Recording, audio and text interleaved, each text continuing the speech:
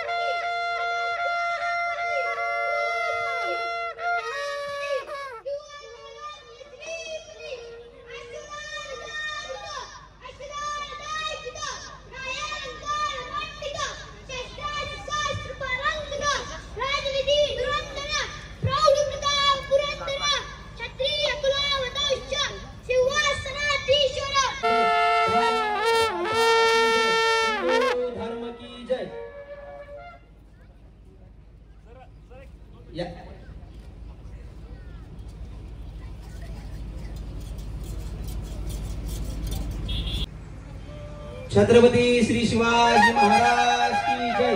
धर्मवीर छत्रपति श्री संभाजी महाराज की जय। भारत माता की जय। हिंदू धर्म की जय। जरा थोडंसं किरकोळ जरा जय श्रीराम जय हनुमान जय श्रीराम जय हनुमान नमो पार्वती पते हर हर महादेव बेळगाव मधील सर्व धारकरी आणि माझ्या माता भगिनी जमलेले हजारो शिवभक्त दरवर्षीप्रमाणे आज देखील गेल्या काही दशकांच्या परंपरेनुसार आपण सारेजण दुर्गा माता दौडीच्या निमित्तानं या ठिकाणी जमलेले आहोत। मावळ्यांना सगळ्यांना वाटत होता पाऊस येईल, परंतु पाऊसही नाहीये आणि निसर्गाचं कोणतेही सावट नाहीये। आणि जेव्हा पाऊस पडत होता तेव्हा गुडगा चिखलामध्ये सुद्धा या ठिकाणी दौड निघालेली आहे।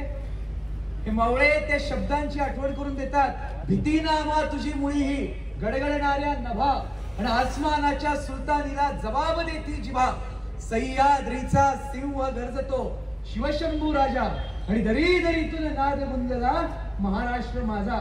त्या गीतातले हे शब्द आहेत आणि हे शब्द भीती नामा तुझी मुळी गडगडणाऱ्या नभा हे जर मागच्या 7 दिवसांमध्ये कोणी जगले असतील तर ते या बेळगावच्या धारकऱ्यांनी जगलेले आहेत, लक्षात ठेवा। आणि म्हणून ही जी हजारोंची संख्या दिसतीये याला कारण छत्रपती शिवाजी महाराज त्यांनी या राष्ट्रामध्ये निर्माण केलेलं धार्मिक अधिष्ठान हिंदवी स्वराज्य आणि याच्या नंतर 300 वर्षांच्या नंतर या सर्व हिंदू बांधवांवरती माता भगिनींवरती तुमच्या माझ्यावरती राष्ट्रीयत्वाचे संस्कार व्हावेत म्हणून पूजनीय वंदनीय भिडे गुरुजींनी या सर्व प्रांतामध्ये येऊन जे हे बीज रोवलं काही दशक आधी, ही जी नजर जाईल तिथपर्यंत दिसणारी धारकऱ्यांची जी गर्दी आहे ना, तो भिडे गुरुजींनी रचलेला पाया आहे। आमच्या वारकरी संप्रदायामध्ये ज्ञानदेवे रचिला पाया, उभारले देवालया नामातयाचा किंकर जेणे केला प्रतिपळ, जनार्दन एकनाथ खांब दिला भागवत, तुका झालासे कळस भजन करा सावकाश म्हणतात। तो गुरुजींनी रचलेल्या पायावरती आज ही ध्वजा या ठिकाणी फडकतीये। हा जो सगळा महासागर दिसतोय, हा जो सगळा धारकऱ्यांचा सागर दिसतोय, त्याला कारण या सगळ्या मंडळींनी मागची 31 वर्ष अथक केलेली मेहनत आहे। पण मायबाप हो, मी दरवर्षी येतो छत्रपतींवरती हिंदुत्वावरती बोलतो। आज आपल्याकडे आदरणीय राहुलजी आलेले आहेत, आपल्याला सगळ्यांना त्यांचं ऐकायचंय म्हणून मी तर मागचे 4 दिवस कानाकोपऱ्यात फिरतोय आणि बोलतोय। मी तुम्हाला वक्ता नवीन नाही, घरच्यात आपल्याला त्यांना ऐकायचंय म्हणून मी इतर कुठलाही प्रसंग सांगणार नाही, परंतु मला तुम्हाला एक सांगायचंय, हे कार्याचं स्वरूप जसजसं व्यापक होत जातं, जसजशा त्याच्या मर्यादा त्या मोठ्या होतात, मोडल्या जातात आणि ते अमर्याद होतं, त्याचं स्वरूप फार मोठं होतं, तसं मोठ्या झालेल्या कार्यामध्ये विघ्न संतोषीपणा हा आपसुकच येतो. हे अगदी हिंदवी स्वराज्याच्या पासून उदाहरण आहे. छत्रपती शिवाजी महाराजांचं स्वराज्य मोठं झाल्यानंतर परकीय शत्रूंसोबतच स्वकीय शत्रूंचा त्रास सुद्धा स्वराज्याला फार झालेला होता. त्यामुळे अत्यंत पवित्र असलेल्या या धर्मकार्यामध्ये, राष्ट्रकार्यामध्ये मनामध्ये काहीतरी गुप्त आणि सुप्त हेतू ठेवून कुठंतरी काहीतरी चलविचल करण्याचे प्रयत्न अनेक हितशत्रूंचे, गुप्त शत्रूंचे चालू असतात. या राष्ट्रकार्यातनं कुणाला मोठं नेता व्हायचं नाहीये. इथं असलेल्या कुणाची तशी महत्वाकांक्षा नाहीये.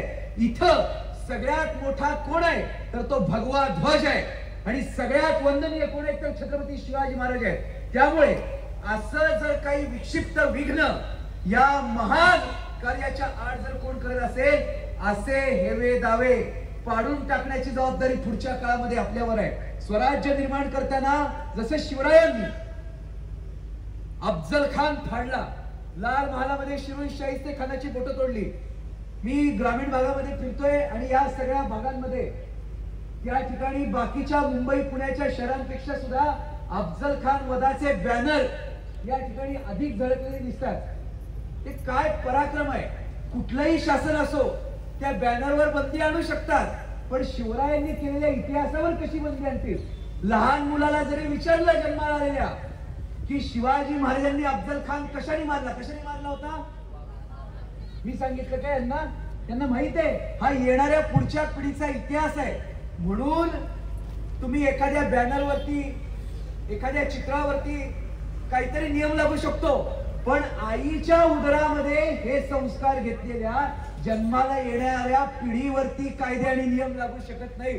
अफजल खानाचा वध, शाहिस्ते खानाची तोडलेली बोट, इखलास खानाचा केलेला पराभव, खवास खानाला तर इथं आमच्या कुडाळमध्ये असा कोंडीत पकडून मारलेला आहे. उंबरखिंडीमध्ये कारतलब खानाला असा चिचुंदरी सारखा झोडलेला आहे.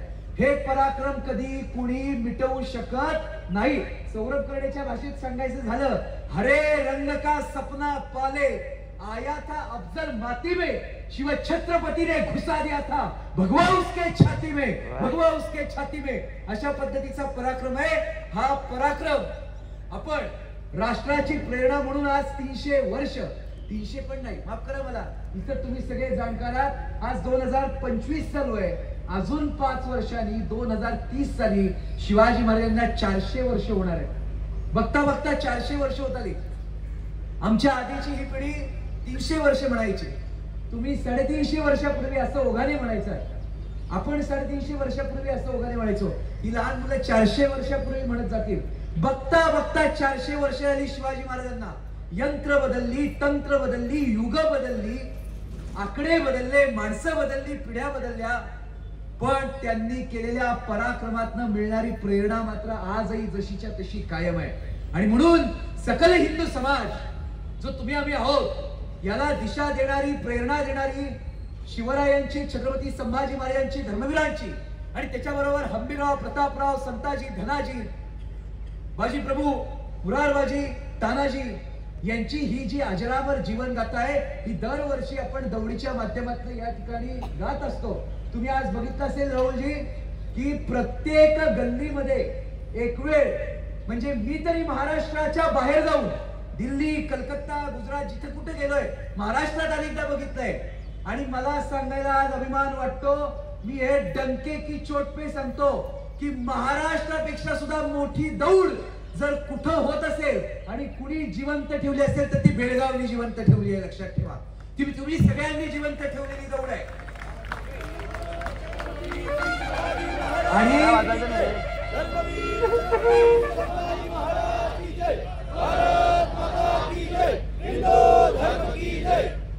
आणि बेळगावनं आज काहीतरी कार्यक्रम, प्रोग्राम घ्यायचा म्हणून घराघरातनं सगळे आलेत असं नाहीये. एखादी गोष्ट करायची तर त्याचं पहिलं वर्ष मोठं होतं, दुसरं वर्ष मोठं होतं, तिसरं वर्ष मोठं होतं, 4थ्या वर्षापासून त्याची संख्या घटते. आपण सार्वजनिक कार्यक्रमातली ग्राउंड लेवलचं काम केलेली माणसं आहेत, आपल्याला माहित आहे.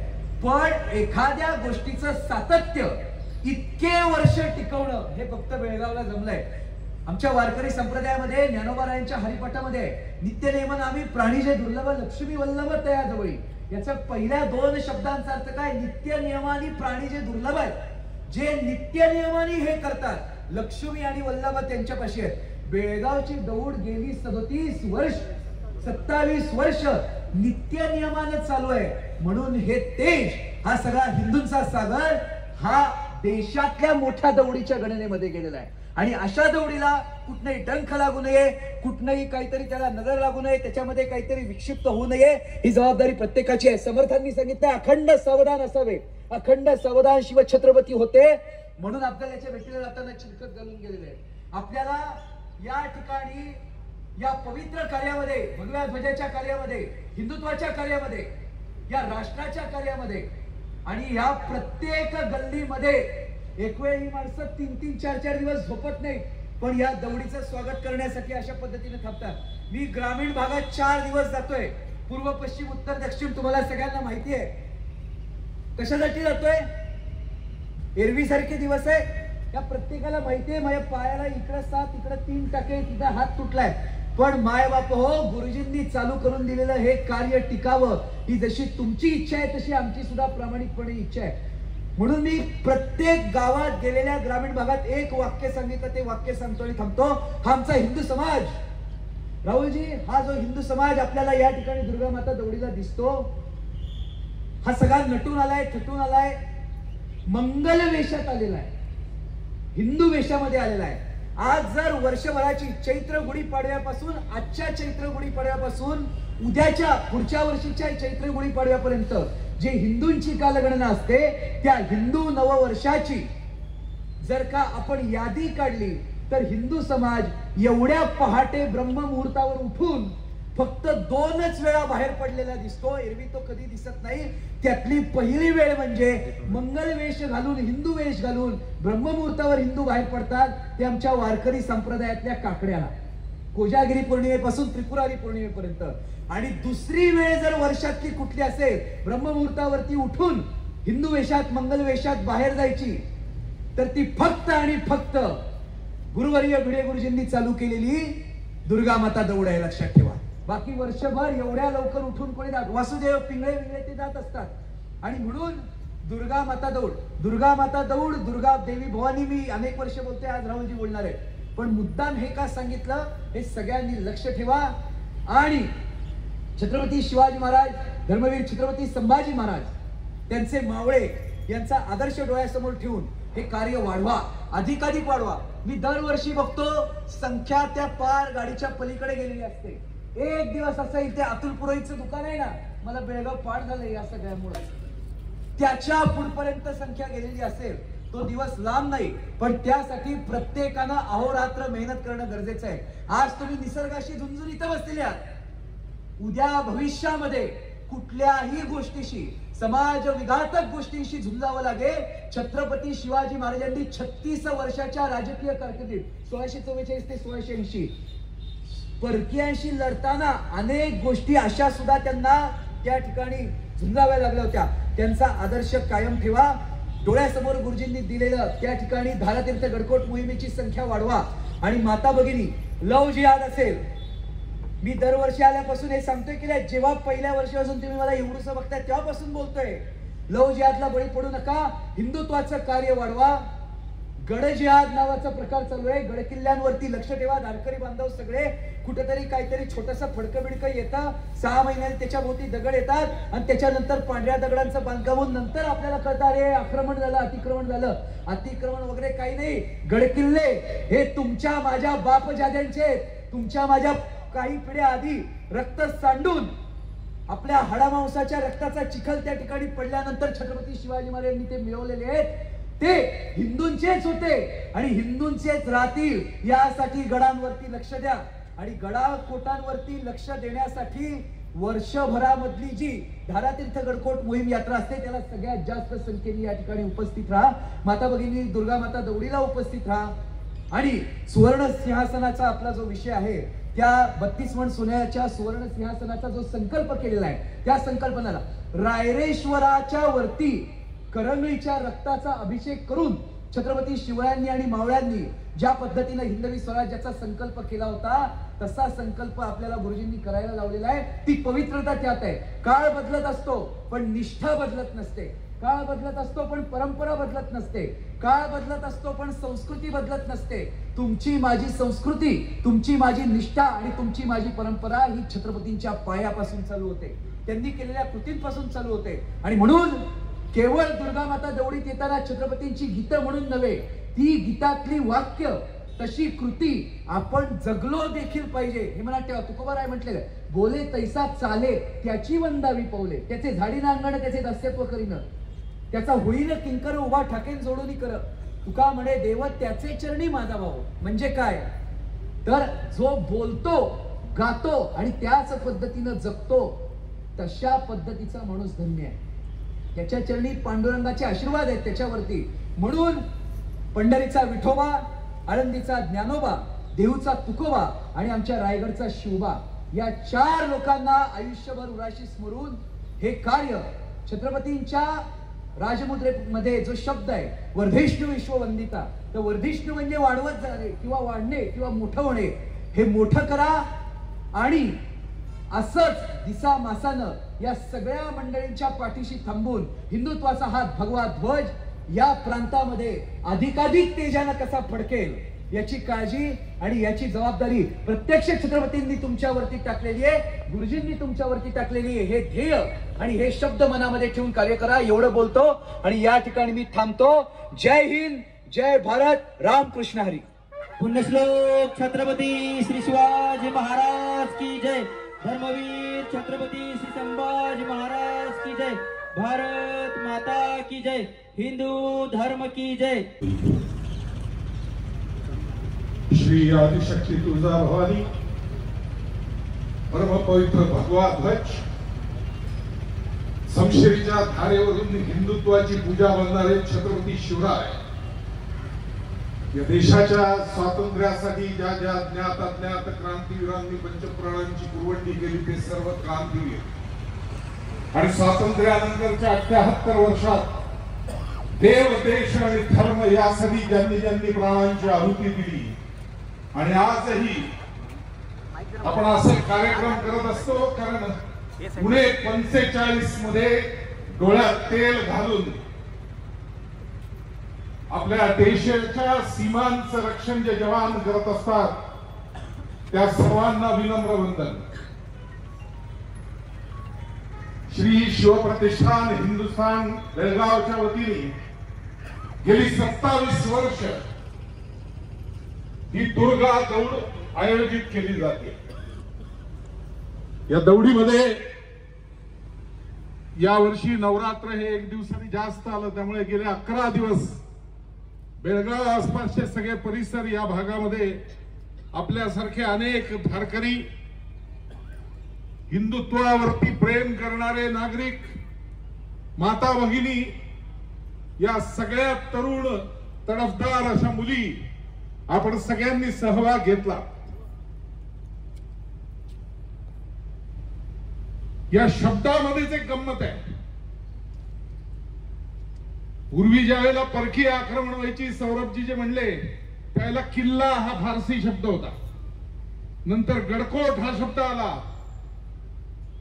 पण महाराजांनी ज्या वेळेला महाराजांचा राज्याभिषेक झाला त्यानंतर राज्य कशा पद्धतीने चालवावं हे लिहिलं, तेव्हा त्याच्यामध्ये त्यांनी म्हणले दुर्ग संस्कृती सगळ्यात महत्वाची,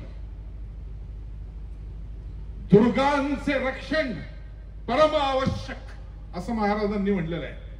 कारण दुर्ग म्हणजे काय? दुर्ग म्हणजे नुसता किल्ला नाहीये, ते आपल्या सगळ्यांच्या स्वाभिमानाचं प्रतीक आहे. आणि म्हणून त्या दुर्गांचं रक्षण करणारी, त्याच्यात सातत्याने वास करणारी जी शक्ती ती दुर्गा, आणि त्या मातेच्या नावाने आपण दौड करत असतो. आपण गेले संपूर्ण नवरात्र रोज मातेचा एक एक आविष्कार बघत असतो. पुराणामधली कथा असली तरी सुद्धा त्याला जोड आपल्या आयुष्याची हे आपण लक्षात ठेवलं पाहिजे. लहान बालक जन्माला येतं ना, तिथपासून ते परिपूर्ण व्यक्ती होण्यापर्यंतचा प्रवास या 9 दिवसांमध्ये मांडलेला आहे. पहिल्या दिवशीचं रूप आहे शैलपुत्री. का? कारण अजून नाव नाही, जन्माला आलेलं बालक आहे म्हणून त्या पर्वताची कन्या, म्हणून ती शैलपुत्री. दुसऱ्या दिवशीचं नाव आहे ब्रह्मचारिणी, कारण आता मला शिक्षण घ्यायचंय, विद्या प्राप्त करायची आणि त्यामुळे पूर्णपणे त्याग आणि तपस्येमध्ये सगळे पुढची 14 वर्ष घालवायचे, म्हणून तिचं रूप ब्रह्मचारिणी. त्याच्या पुढचं रूप आहे चंद्रघंटा. पहिल्यांदा या रूपात 10 हात देवीला दिसतात. आधी 2-2 हातातच आहे पहिले 2 दिवस. कारण का? आता सर्व अर्थाने सगळ्या बाजूनी जे जे शक्य आहे ते सगळं मला गोळा करायचंय ज्ञान माझ्या आयुष्यामध्ये, म्हणून ती चंद्रघंटा आहे. चौथं रूप आहे कुष्मांडा. शब्दाचा जर फोड केली तर लक्षात येतं, कु म्हणजे छोटा, उष्मा आणि अंड गर्भाशयाशी निगडित आहे. कारण आता ती नवीन जन्मदात्री म्हणून पुढे चाललेली आहे, त्या दृष्टीने ते रूप आहे, म्हणून कुष्मांडा म्हटलेलं आहे. नंतर आहे स्कंद माता. स्कंद माता हे जर रूप बघाल तर लक्षात येईल, तिच्या मांडीवर तिचा मुलगा आहे. स्कंद म्हणजे कार्तिकेय, म्हणजे आता ती त्या बालकाला मोठं करण्यासाठी माता या स्वरूपात तयार झालेली आहे, त्यामुळे ती स्कंद माता आहे. त्यानंतर कात्यायनी येते, जिने महिषासुराचा वध केला. आता सौरभजी म्हणले तसं वेगवेगळी रूप घेऊन अनेक महिष हिंदूवरती सातत्याने आक्रमण करतात. त्यावेळेला कात्यायनीचं रूपच या प्रत्येक तरुणीला पुढच्या काळात घ्यावं लागणार आहे, हे लक्षात ठेवलं पाहिजे. त्यानंतरची आहे ती कालरात्री. आता कालरात्रीचे अनेक अर्थ आहेत. एक अंधारी रात्र म्हणून कालरात्री असते, आणि दुसरं म्हणजे काळाला गिरणारी वेळ सारखा संपतोय, त्यामुळे ते वेळ संपवणारी आहे एकीकडे. त्यामुळे आपल्या हातात असलेला वेळ योग्य पद्धतीने वापरणं याची गरज फार मोठी आहे. ती कालरात्रीचं स्वरूप आहे. त्यानंतरची आहे ती मात्र महागौरी आहे, आणि महागौरी ही सगळ्या परिवाराबरोबर दिसते. कारण आता रक्तबीजाचा कालरात्रीने वध केल्यानंतर, असुरांचा नाश झाल्यानंतर तिचा परिवार एकत्र आलाय, त्यामुळे मुलं आहेत, शंकर बरोबर आहे, असं ते संपूर्ण महागौरीचं रूप आहे. आणि सगळ्यात शेवटचं रूप जे आजच्या दिवशीपर्यंत असतं ते रूप आहे सिद्धिदात्री. सिद्धिदात्रीचा अर्थ असा आहे की आता सगळं ज्ञान, आसपासच्या परिसरातल्या सगळ्या गोष्टी, सगळ्या आकलन झालेल्या आहेत, आणि त्या पुढच्या पिढीकडे सोपवण्यासाठी मला आता एका जागी बसायचं. आपल्या घरातल्या आज्या असतात ना, त्यांची आठवण करून बघा. छोट्या छोट्या गोष्टींपासून सगळं त्यांना माहिती असतं. हा सगळा प्रवास, हा मानवी प्रवास, आपले सगळे सण, उत्सव, परंपरा या आपल्या जगण्याशी निगडित आहेत. जगात दुसऱ्या कुठल्याही धर्मात अशा पद्धतीची वागणूक नाही, ही फक्त आणि फक्त हिंदू धर्मात आहे, हे लक्षात ठेवलं पाहिजे. छत्रपती शिवराय त्यांच्याविषयीची जी अधिकृत कागदपत्र आहेत त्याच्यामध्ये एक शिवभारत नावाचा ग्रंथ आहे, स्वामी परमानंद नेवासकरांनी लिहिलेला.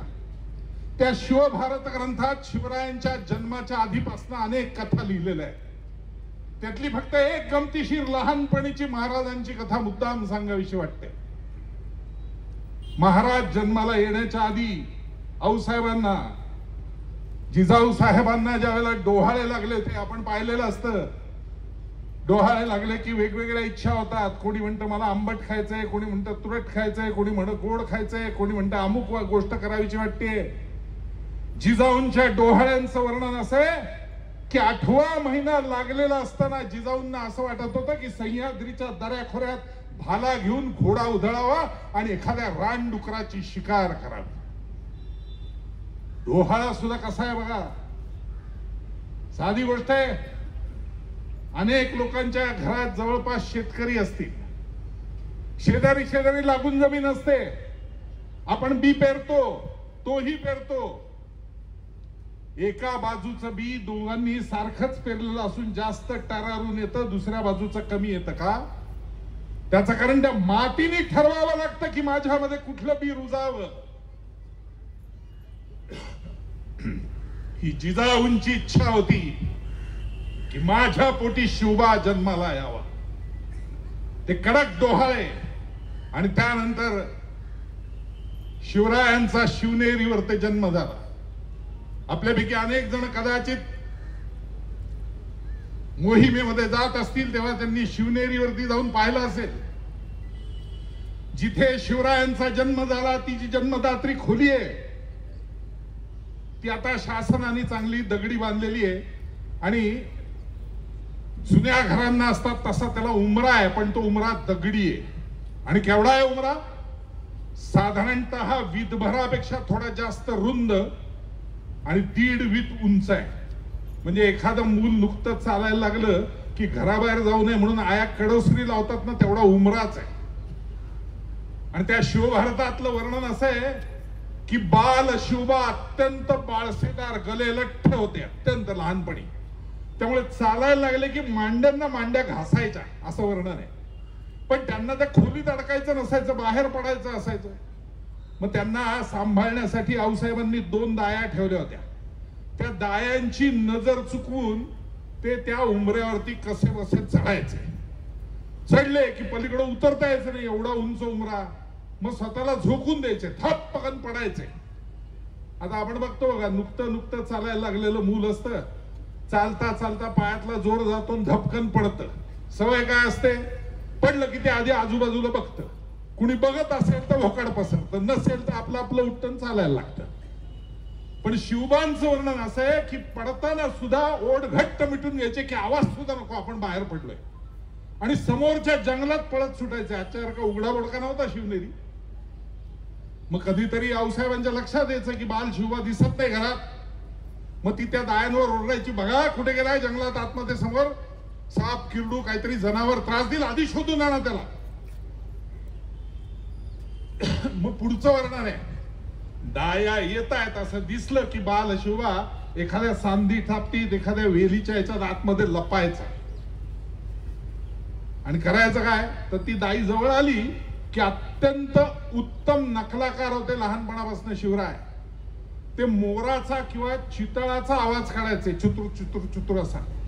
तो आवाज आला की दाईला असं वाटायचं इथं जनावर लपलंय, इथं कशाला शिवबा येईल. मग ती दुसरीकडे वळायची. आणि एकदा तिची दिशाभूल झाली की पुढचा उद्योग सुरू. मग त्याच्यामध्ये अजून एक सुंदर वर्णन आहे. आपल्याला आत्ता वाटताना असं वाटतं की काहीतरी विचित्र वर्णन आहे, असं कसं वर्णन केलंय. ते वर्णन असं आहे की बाल शिवबांना स्वतःची लाळ खाली मातीवर काढून ती माती खायला आवडायची. आता तुम्ही म्हणाल हे काय आहे, हे कसलं आहे. आजच्या काळातलं एखादं पोर असं करायला लागलं तर कदाचित डॉक्टरकडे घेऊन जातील आणि म्हणतील बघा हो, मेल्याला चांगलं साजूक तुपाचं खायला घालते तर माती खाते. डॉक्टरही कदाचित गंभीरपणे स्टेथोस्कोप वगैरे लावून म्हणतील कॅल्शियम डिफिशियन्सी, गोळ्या द्यायला पाहिजे. पण बाल शिवबांचं वर्णन वाचताना विचित्र वाटतं की असं काय माती घालवून खातायत. आणि मग मित्र गोळा करायचे, सवंगडी वाळलेल्या काटक्या घ्यायच्या, छोटे दगडधोंडे गोफणीतनं फेचे आणि मग छोट्या छोट्या लढाया करायच्या, छोटे किल्ले करायचे. मग कधीतरी अचानक लक्ष नसताना एखाद्या दाईच्या हातात सापडायचे. मग घरी आणलं जायचं. मग वाड्यावर आणलं की 2 धपाटे बसायचे. त्यावेळेला ते काही छत्रपती शिवराय झाले नव्हते, शिवबा होता तो बाल. मग संध्याकाळी पुन्हा आंघोळ घालायची, सगळं मातीनं माखलेलं ते सगळं तोंड आणि सगळं. त्याच्या पुढचं वर्णन असं आहे की त्यानंतर आऊसाहेबांनी स्वतःच्या हाताने भरवल्याशिवाय शिवबा जेवायचा नाही. जेव्हा इतिहास वाचतो तेव्हा लक्षात येतं की पहाटे 3:30च्या मुहूर्तावर जेव्हा त्यांना राज्याभिषेक झाला त्याही वेळेला आऊसाहेबांनी घास भरवला होता आणि त्यानंतर ते हातात धनुष्य घेऊन तिकडे गेलेले होते, सिंहासनाधीश्वर झाले होते. त्यामुळे आऊसाहेबांनी भरवायचं आणि नुसतं भरवायचं नाही, बरोबर गोष्ट सांगायची कुठली तरी. आणि भाऊसाहेब रामायण, महाभारत, कृष्णनीती या अशा गोष्टी सांगायच्या. शिवरायांचं सगळं पुढचं राजकारण बघितलं, हिंदवी स्वराज्याची स्थापना बघितली तर लक्षात येतं कृष्णनीतीचा सर्वोत्तम वापर छत्रपती शिवरायांनी आपल्या आयुष्यात केला. मग जेवण संपलेलं असायचं, गोष्ट अर्धवट राहिलेली असायची, हट्ट धरायचे की नाही नाही आऊसाहेब गोष्ट पूर्ण करा. मग त्या छपरी पलंगावरती शेजारी कुशीत झोपून आऊसाहेब गोष्ट सांगायला लागायच्या. दिवसभराच्या कारभाराने दमलेले आऊसाहेब त्यांना मध्येच झोप लागायची. आणि मग त्याच्या पुढचं वर्णन असं आहे की शिवबांना आणखीन एक सवय होती, पूर्व पश्चिमे गवाक्ष त्याचं. त्यातनं ते चंद्राची किरण भिंतीवरती पडायची. मग तो झोपलेला शिवबा ती किरण बाळमुठीत पकडता येत आहेत का याची हालचाल करत राहायचं आणि कधीतरी थकून झोपून जायचा. दिवस उजाडला दुसरा की पुन्हा ही सुरुवात. हे सगळं वर्णन शिवभारतातलं वाचताना नेहमी येतं की आपल्याकडे काही म्हणी असतात. बाळाचे पाय पाळण्यात दिसतात अशी एक म्हण आहे.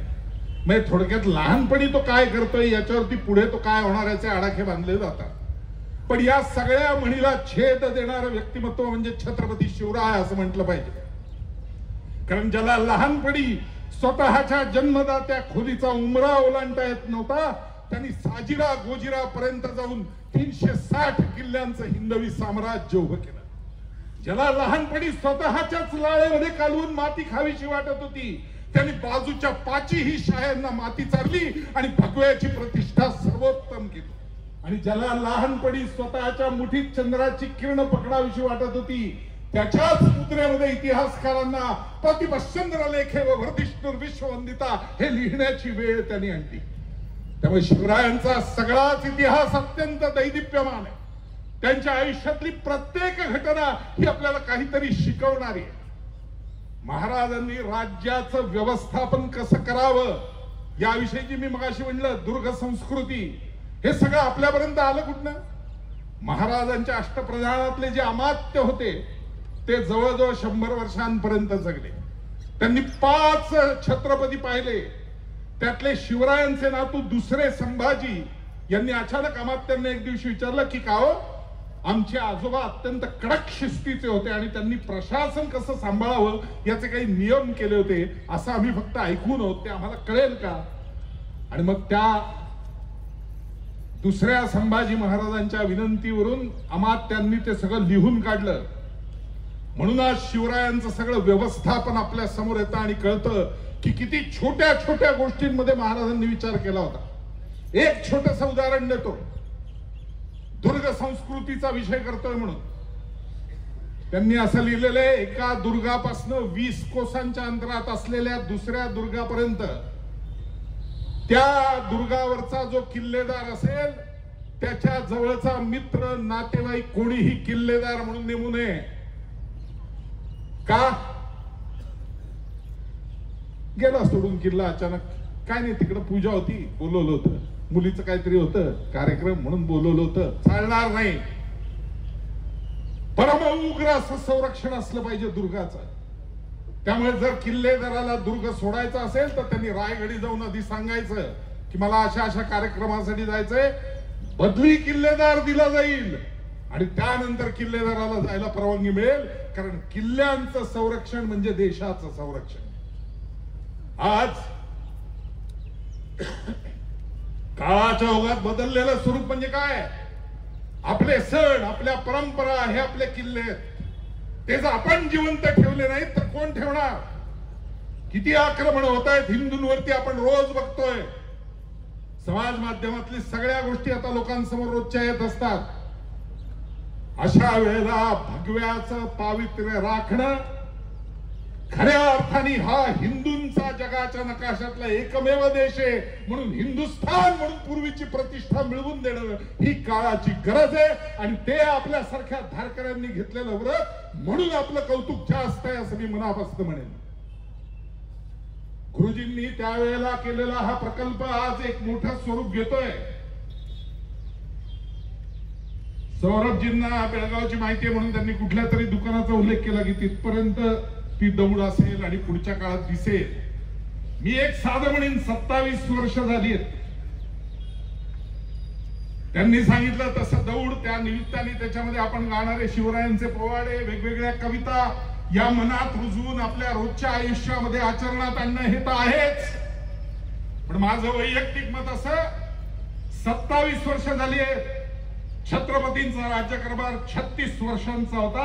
आपल्या पुढे फक्त 8 वर्ष आहेत. या 8 वर्षात स्वरूप एवढं व्हावं की हा देश पुन्हा एकदा हिंदुस्थान व्हावं. आणि तो ज्या दिवशी हिंदुस्थान होईल त्या दिवशी त्याचा पाया रचणारे कोण?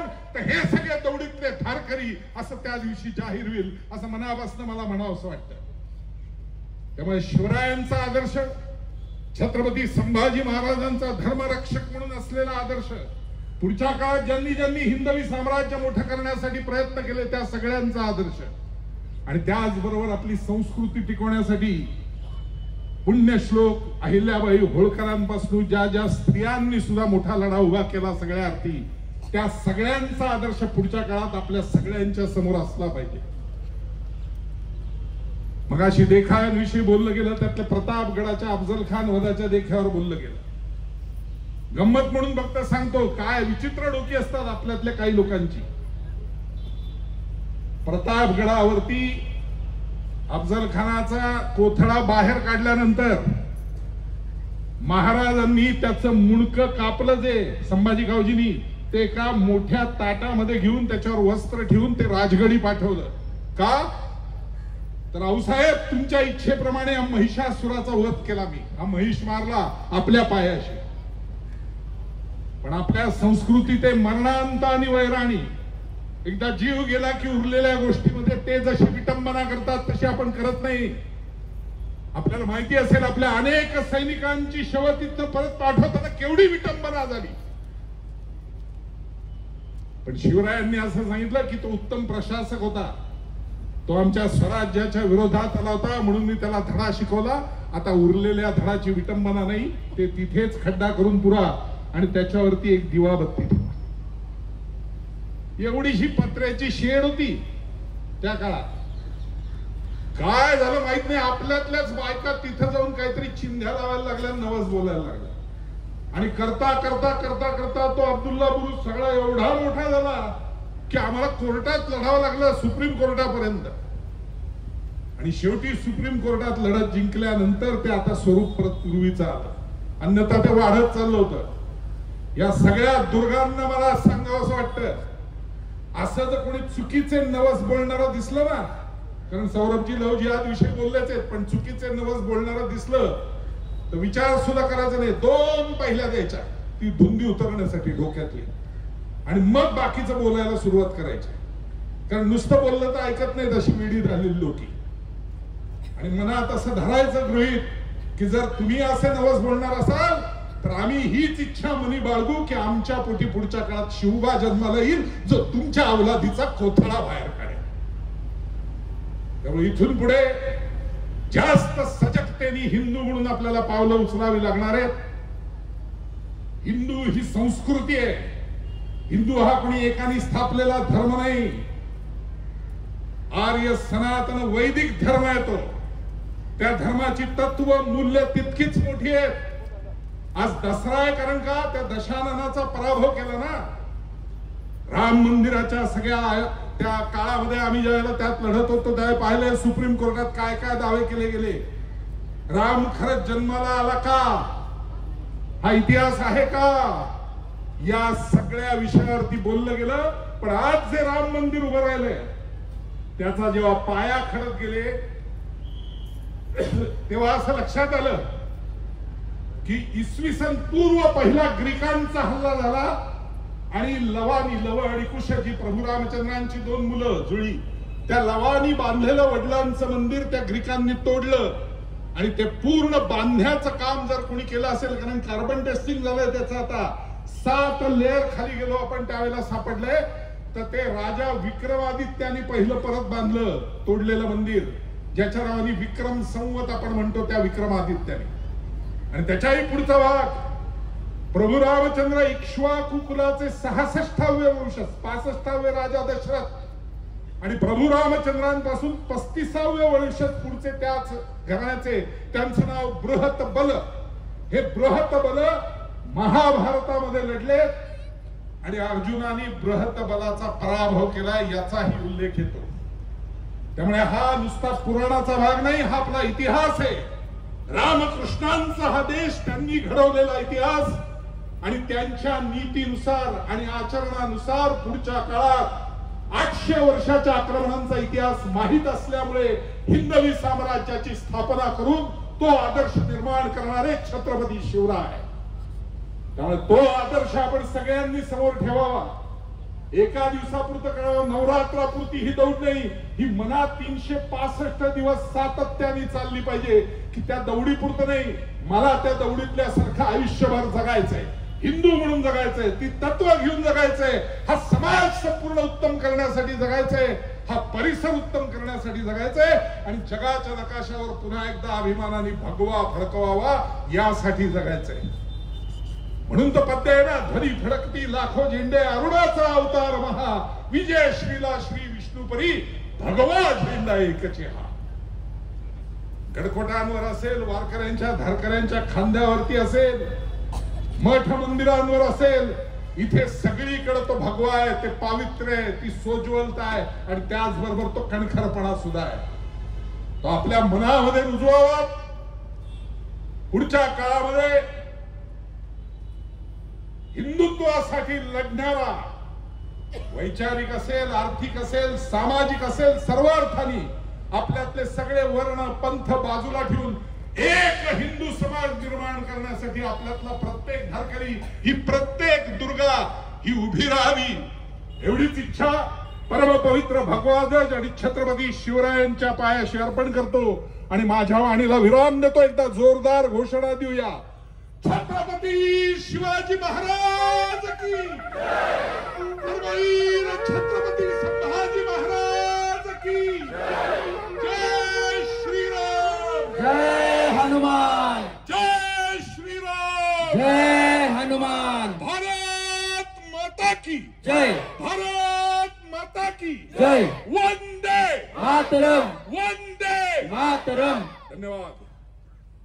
भूमंडळी शिवरायांचे कैसे बोलणे, शिवरायांचे कैसे चालणे, शिवरायांची सलगी लेणे, कैसी असे सकल सुखांचा केला त्याग, म्हणून साधले तो योग, राज्य साधनांची लगबग कैसी केली, याहुनी करावे विशेष, तरीच म्हणवावे पुरुष, या उपरी आता विशेष काय लिहावे, शिवरायांची आठवावे, जीवित तृणवत मानावे, इहलोकी परलोकी उरावे, कीर्ती रूपे निश्चयाचा महामेरू, बहुत जनाशी आधारू, अखंड स्थितीचा निर्धारू, श्रीमंत योगी पुण्यश्लोक छत्रपती श्री शिवाजी महाराज की जय.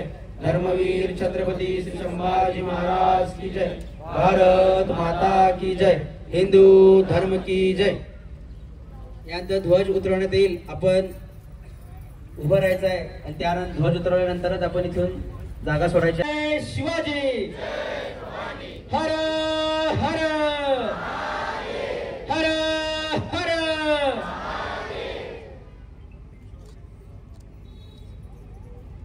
सर्व उपस्थित हिंदू बांधवांना दसरा आणि विजयादशमीच्या खूप खूप हार्दिक शुभेच्छा.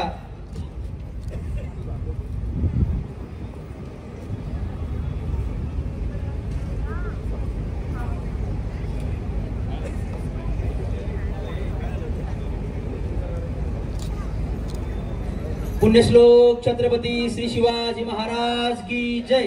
धर्मवीर छत्रपती श्री संभाजी महाराज की जय. भारत माता की जय. हिंदू धर्म की जय.